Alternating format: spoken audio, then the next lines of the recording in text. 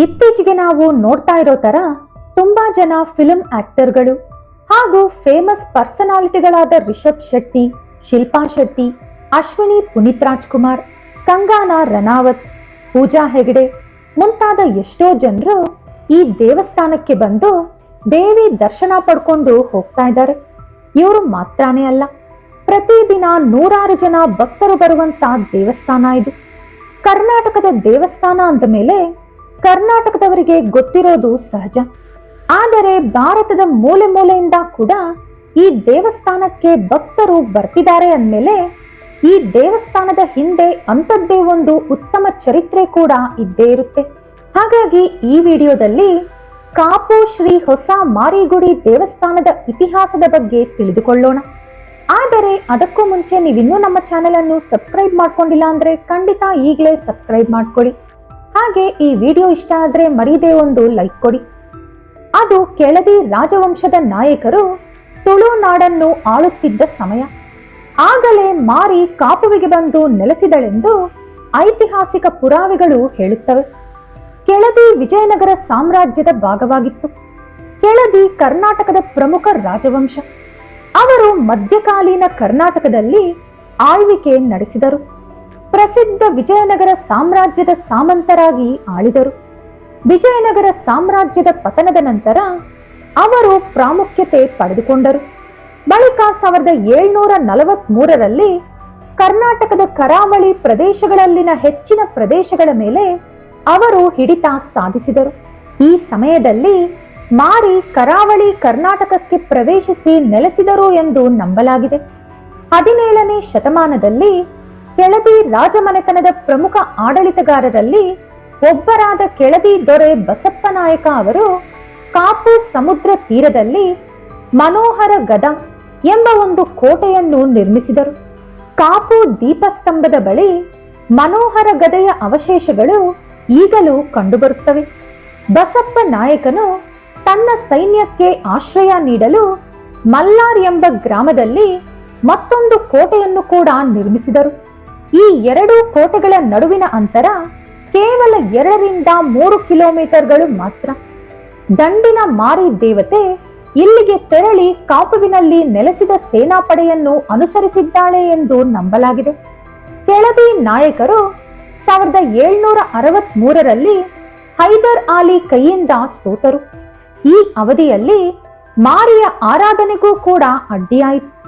ಆದರೆ ಈ ಯುದ್ಧದಲ್ಲಿ ಬದುಕುಳಿದಂತ ಸೈನಿಕರು ಮಾರಿಯನ್ನು ಪೂಜಿಸುವ ಸಂಸ್ಕೃತಿಯನ್ನು ಜೀವಂತವಾಗಿ ಉಳಿಸಿಕೊಂಡರು. ಹೈದರ್ ಅಲಿಯ ಉತ್ತರಾಧಿಕಾರಿಯಾದ ಟಿಪ್ಪು ಸುಲ್ತಾನ್ 1750 ಮತ್ತು 1799ರ ನಡುವೆ ಕಾಪು ಸೇರಿದಂತೆ ಈ ಪ್ರದೇಶವನ್ನು ಕೂಡ ಆಳಿದರು. ಅವರ ಪತನದ ನಂತರ ಬ್ರಿಟಿಷರು ಈ ಪ್ರದೇಶವನ್ನು ಆಕ್ರಮಿಸಿಕೊಂಡರು. ಬ್ರಿಟಿಷರ ಆಳ್ವಿಕೆಯಲ್ಲಿ ದಂಡಿನ ಮಾರಿ ಪ್ರಭಾವವು ಸೇನೆಯನ್ನು ಮೀರಿ ಬೆಳೆದು ತುಳುನಾಡಿನ ಕಾವಲುಗಾರ್ತಿ ಮಾರಿಯಮ್ಮ ಎಂಬ ದೇವತೆಯನ್ನು ಈ ಭಾಗದ ಎಲ್ಲಾ ನಿವಾಸಿಗಳು ಪೂಜಿಸುತ್ತಿದ್ದರು. ಆಗ ದೇವಸ್ಥಾನವನ್ನು ಅದರ ನಿರ್ವಾಹಕರಾದ ಉಗ್ರಾಣಿಯವರು ನೋಡಿಕೊಳ್ಳುತ್ತಿದ್ದರು. ನಂತರದ ವರ್ಷಗಳಲ್ಲಿ ಈ ದೇವಾಲಯವನ್ನು ಕೋಟೆಯಿಂದ ಹೊರಕ್ಕೆ ಸ್ಥಳಾಂತರಿಸಲಾಯಿತು. ಕಾಪುವಿನ ಮುಖ್ಯ ಪಟ್ಟಣದಲ್ಲಿ ಎಲ್ಲಾ ಭಕ್ತರು ಒಟ್ಟುಗೂಡಿ ಅವಳನ್ನು ಪೂಜಿಸುವಂತ ಸಾಮಾನ್ಯ ಸ್ಥಳದಲ್ಲಿ ಈ ದೇವಾಲಯವನ್ನು ಸ್ಥಳಾಂತರಿಸಿದರು. ಕವಿ ಲಿಂಗಣ್ಣನವರು ಬರೆದಿರುವಂತ ಕೆಳದಿ ನೃಪವಿಜಯ ಪುಸ್ತಕದಲ್ಲಿ ಕೆಳದಿ ರಾಜರು ಮತ್ತು ರಾಣಿಯರ ವಂಶಾವಳಿಯ ಬಗ್ಗೆ ಉಲ್ಲೇಖವಿದೆ. ಇದರ ಪ್ರಕಾರ ಬಸಪ್ಪ ನಾಯಕನು ಕ್ರಿಸ್ತಶಕ 1743ರಲ್ಲಿ ಕಾಪು ಕರಾವಳಿಯಲ್ಲಿ ಮನೋಹರ ಗದ ಎಂದು ಕರೆಯಲ್ಪಡುವ ಸಣ್ಣ ಕೋಟೆಯನ್ನು ಮತ್ತು ಕಾಪುವಿನ ಮಲ್ಲಾರ್ನಲ್ಲಿ ತನ್ನ ಪಡೆಗಳ ವಾಸ್ತವ್ಯಕ್ಕಾಗಿ ದೊಡ್ಡ ಕೋಟೆಯನ್ನು ನಿರ್ಮಿಸಿದರು. ಆಗ ಸೈನಿಕರ ಸಮೇತ ಮಾರಿ ಕೂಡ ಕಾಪುಗೆ ಪ್ರವೇಶಿಸಿದಳು. ಆದ್ದರಿಂದ ಅವಳನ್ನು ದಂಡಿನ ಮಾರಿ ಎಂದು ಕರೆಯುತ್ತಾರೆ. ಇಲ್ಲಿ ದಂಡು ಅಂದರೆ ಸೈನ್ಯ. ಆದ್ದರಿಂದ ಅವಳನ್ನು ಯುದ್ಧ ಕಾಲದ ಆತ್ಮ ದೇವತೆ ಅಥವಾ ಮಾರಿ ಎಂಬ ಹೆಸರುಗಳಿಂದ ಕರೆಯುತ್ತಾರೆ. ದೇವಾಲಯದ ಒಳಗಡೆ ಯಾವುದೇ ನಿರ್ದಿಷ್ಟ ವಿಗ್ರಹವಿಲ್ಲ.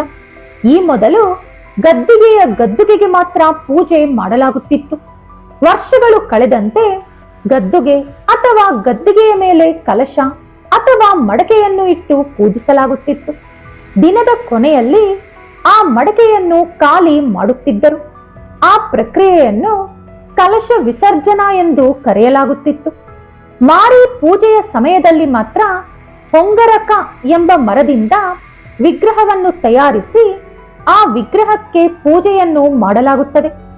ಮರದ ವಿಗ್ರಹವನ್ನು ಮಲ್ಲಿಗೆ ಹೂವುಗಳು ಮತ್ತು ಮಾಲೆಗಳಿಂದ ಅಲಂಕರಿಸುತ್ತಾರೆ ಮತ್ತು ಧಾರ್ಮಿಕ ಕ್ರಿಯೆಯ ಕೊನೆಯಲ್ಲಿ ಆ ಮೂರ್ತಿಯನ್ನು ವಿಸರ್ಜಿಸುತ್ತಾರೆ. ಆದ್ದರಿಂದ ಗದ್ದಿಗೆಗೆ ಸಿಂಹಾಸನದೊಂದಿಗೆ ಪೂಜೆಯನ್ನು ಮಾಡಲಾಗುತ್ತದೆ. ಆದ್ದರಿಂದ ಗದ್ದಿಗೆ ಪೂಜೆ ದೇವಿಗೆ ಅತ್ಯಂತ ಪವಿತ್ರವಾದುದು. ಜೊತೆಗೆ ಹೂವಿನ ಪೂಜೆ, ಕುಂಕುಮಾರ್ಚನೆ, ಬೇರೆ ರೀತಿಯಲ್ಲಿ ಹೇಳೋದಾದ್ರೆ ಮೂರ್ತಿಯ ಪೂಜೆಗಿಂತ ಗದ್ದಿಗೆ, ಸಿಂಹಾಸನದ ಆರಾಧನೆಯು ತುಂಬಾ ಮುಖ್ಯ. ದೇವಿಯ ಸನ್ನಿಧಿಯಲ್ಲಿ ಮಾರಿ ಪೂಜಾ ವಿಧಿವಿಧಾನ ನೆರವೇರಿಸಲು ಮುಂದಿನ 7-8 ವರ್ಷಗಳ ಕಾಲ ದಿನಾಂಕ ಕೂಡ ನಿಗದಿಯಾಗಿದೆ. ಮಾರಿಯಮ್ಮನ ಸನ್ನಿಧಿಯಲ್ಲಿ ಅತ್ಯಂತ ಮಹತ್ವಪೂರ್ಣವಾದ ಗದ್ದಿಗೆ ಪೂಜೆ, ಕುಂಕುಮಾರ್ಚನೆ, ಹೂವಿನ ಪೂಜೆ ಮತ್ತು ಇತರ ಸೇವೆಗಳನ್ನು ಹೆಚ್ಚಿನ ಸಂಖ್ಯೆಯಲ್ಲಿ ನೀಡಲಾಗುತ್ತದೆ. ಸಮಾಜದ ಎಲ್ಲಾ ಹಂತದ ಜನರು ಮಾರಿಯಮ್ಮನ ಸನ್ನಿಧಿಯಲ್ಲಿ ಪ್ರತಿ ಮಂಗಳವಾರ ಒಂದಲ್ಲ ಒಂದು ಕಾರ್ಯದಲ್ಲಿ ತಮ್ಮನ್ನು ತಾವು ತೊಡಗಿಸಿಕೊಳ್ಳುತ್ತಾರೆ. ಪ್ರತಿ ಮಂಗಳವಾರ ಆಯೋಜಿಸುವಂತ ಸಾಮೂಹಿಕ ಅನ್ನದಾನದಲ್ಲಿ ಸಾವಿರಾರು ಜನ ಭಕ್ತರು ಭಾವನಾತ್ಮಕವಾಗಿ ಭಾಗವಹಿಸುತ್ತಾರೆ. ಮಾರಿ ಪೂಜೆಯನ್ನು ವರ್ಷಕ್ಕೆ 3 ಬಾರಿ ನಡೆಸಲಾಗುತ್ತದೆ. ಸುಗ್ಗಿ ಮಾರಿ ಪೂಜೆ ಮಾರ್ಚ್ ತಿಂಗಳಲ್ಲಿ, ಆತಿ ಮಾರಿ ಪೂಜೆ ಜುಲೈ ತಿಂಗಳಲ್ಲಿ ಮತ್ತು ಜಾರ್ಡೆ ಮಾರಿ ಪೂಜೆ ನವೆಂಬರ್ ತಿಂಗಳಲ್ಲಿ. ಇದರ ಜೊತೆಗೆ ವಿಶೇಷ ನೈವೇದ್ಯಗಳು ಮತ್ತು ಹರಕೆ ಮಾರಿ ಪೂಜೆ ಎಂದು ಕರೆಯಲ್ಪಡುವ ಪೂಜೆಯನ್ನು ಸಹ ಮಾಡಲಾಗುತ್ತದೆ. ಈ ದೇವಸ್ಥಾನದಲ್ಲಿ ಪ್ರತಿ ವರ್ಷ ನವರಾತ್ರಿಯನ್ನು ಅದ್ದೂರಿಯಾಗಿ ಆಚರಿಸುತ್ತಾರೆ. 9 ದಿನಗಳ ದೇವಿಯ ಆರಾಧನೆಯು ಅನೇಕ ಧಾರ್ಮಿಕ ಮತ್ತು ಸಾಂಸ್ಕೃತಿಕ ಕಾರ್ಯಕ್ರಮಗಳನ್ನು ಒಳಗೊಂಡಿರುತ್ತದೆ. ನವರಾತ್ರಿಯಲ್ಲಿ ಚಂಡಿಕಾ ಯಾಗ, ಜನರಿಗೆ ಸಾಮೂಹಿಕ ಅನ್ನದಾನ ಮತ್ತು ಶ್ರೀ ದೇವಿ ದರ್ಶನ ಸೇವೆಗಳನ್ನು ನಡೆಸುತ್ತಾರೆ. ನವರಾತ್ರಿಯ ಸಮಯದಲ್ಲಿ 9 ದೇವತೆಗಳನ್ನು ಮಂತ್ರಗಳ ಶಕ್ತಿಯಿಂದ ಆವಾಹನೆ ಮಾಡಿ ಪೂಜಿಸುತ್ತಾರೆ. ಷೋಡಶೋಪಚಾರಗಳಾದ ಆವಾಹನೆ, ಆಸನ, ಪಾಡ್ಯ, ಆಚಮನ, ಸ್ನಾನ, ವಸ್ತ್ರ, ಧೂಪ, ದೀಪ, ನೈವೇದ್ಯ, ಪ್ರದಕ್ಷಿಣೆ, ನಮಸ್ಕಾರ, ಪ್ರಾರ್ಥನೆ ಹೀಗೆ 9 ದಿನಗಳ ಕಾಲ ದೇವಿಯನ್ನು ಪೂಜಿಸಿದರೆ ದೇವಿಯು ಯಾವುದೇ ಸಮಸ್ಯೆಗಳನ್ನು ಪರಿಹರಿಸುತ್ತಾಳೆ, ಹಾಗೆ ಎಲ್ಲ ಆಸೆಗಳನ್ನು ಈಡೇರಿಸುತ್ತಾಳೆ ಎಂಬುದು ಭಕ್ತರ ಬಲವಾದ ನಂಬಿಕೆ. ಶ್ರೀ ಮಾರಿಯಮ್ಮನನ್ನು ಶರನ್ನವರಾತ್ರಿಯಲ್ಲಿ ಶ್ರೀ ದುರ್ಗಾದೇವಿ, ಶ್ರೀ ಆರ್ಯದೇವಿ, ಶ್ರೀ ಭಗವತಿ ದೇವಿ, ಶ್ರೀ ಕುಮಾರಿ ದೇವಿ, ಶ್ರೀ ಅಂಬಿಕಾದೇವಿ, ಶ್ರೀ ಮಹಿಷ ಮರ್ದಿನಿ ದೇವಿ ಮತ್ತು ಶ್ರೀ ಮೂಲದೇವಿ ಎಂದು ಪೂಜಿಸುತ್ತಾರೆ. ಇತ್ತೀಚೆಗಷ್ಟೇ ಸುಮಾರು 30 ಕೋಟಿ ರೂಪಾಯಿ ಖರ್ಚು ಮಾಡಿ ದೇವಾಲಯವನ್ನು ಪುನರ್ ಸ್ಥಾಪಿಸಿದ್ದಾರೆ. 30 ಕೋಟಿ ಖರ್ಚಾಗಿದೆ ಅಂದ್ರೆ ದೇವಸ್ಥಾನವನ್ನು ಎಷ್ಟು ಅದ್ಭುತವಾಗಿ ನಿರ್ಮಿಸಿರಬಹುದು ಅನ್ನುವುದು ನೀವೇ ಅರ್ಥ ಮಾಡ್ಕೊಳ್ಳಿ. ಮುಖ್ಯ ದ್ವಾರದಿಂದ ಗರ್ಭಗುಡಿಯವರೆಗೂ ಎಲ್ಲವನ್ನೂ ಕೂಡ ನಿರ್ಮಿಸಲಾಗಿದೆ. ಮಾರಿಯಮ್ಮ ದೇವಾಲಯದ ಮೇಲ್ಛಾವಣಿಯ ನಿರ್ಮಾಣಕ್ಕೆ ಹಲಸಿನ ಮರವನ್ನು ಬಳಸಲಾಗಿದೆ. ಪ್ರದಕ್ಷಿಣ ಮಾರ್ಗ ಮತ್ತು ಸುತ್ತಮುತ್ತಲಿನ ಮಾರ್ಗಗಳನ್ನು ಹಿರಾಲ್ ಬೋಗಿ ಮತ್ತು ಹೆಬ್ಬಲಸು ಮರವನ್ನು ಬಳಸಿ ನಿರ್ಮಿಸಿದ್ದಾರೆ.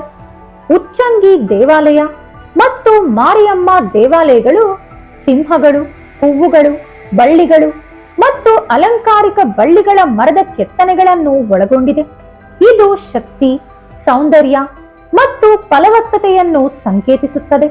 ಹೊಸದಾಗಿ ನವೀಕರಿಸಲಾದ ಕಾಪು ಶ್ರೀ ಹೊಸ ಮಾರಿಗುಡಿ ದೇವಾಲಯದ ಅತ್ಯಂತ ಅದ್ಭುತ ವೈಶಿಷ್ಟ್ಯವೆಂದರೆ ಸ್ವರ್ಣ ಗದ್ದುಗೆ.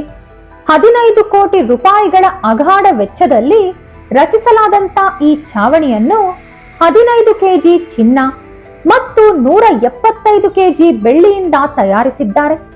ಇದೇ ಸ್ನೇಹಿತರೆ ಕಾಪು ಶ್ರೀ ಹೊಸ ಮಾರಿಗುಡಿ ದೇವಾಲಯದ ಚರಿತ್ರೆ. ಈ ವಿಡಿಯೋ ನಿಮಗೆ ಇಷ್ಟ ಆದರೆ ಲೈಕ್ ಮಾಡಿ, ಶೇರ್ ಮಾಡಿ. ಇಂಥ ಹೆಚ್ಚಿನ ಉತ್ತಮ ಮಾಹಿತಿಗಳಿಗಾಗಿ ತಪ್ಪದೇ ನಮ್ಮ ಚಾನೆಲ್ ಅನ್ನು ಸಬ್ಸ್ಕ್ರೈಬ್ ಮಾಡ್ಕೊಳ್ಳಿ. ನಾಳೆ ಮತ್ತೊಂದು ವಿಡಿಯೋದೊಂದಿಗೆ ಪುನಃ ಭೇಟಿಯಾಗೋಣ. ಧನ್ಯವಾದಗಳು.